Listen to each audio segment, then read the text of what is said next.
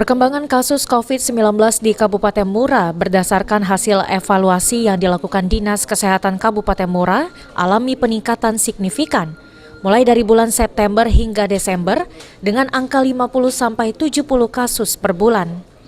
Di minggu pertama tahun 2021, jumlah kasus positif COVID-19 di Musirawas berdasarkan data mencapai 367 kasus dan yang sembuh sebanyak 93%.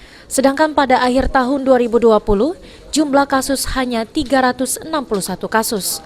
Kenaikan jumlah kasus diduga disebabkan karena banyaknya masyarakat yang mulai mengabaikan terhadap protokol kesehatan atau prokes, seperti menggunakan masker, menjaga jarak, menghindari kerumunan, dan mencuci tangan menggunakan sabun di air mengalir. Kita masih zona oranye, ya karena secara kumulatif kasus kita trennya meningkat, gitu. belum menunjukkan kurva turun belum.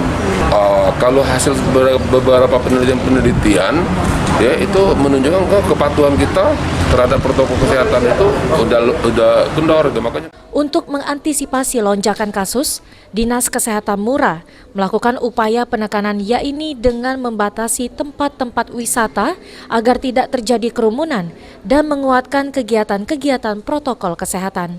Tri Hajaria, PAL TV.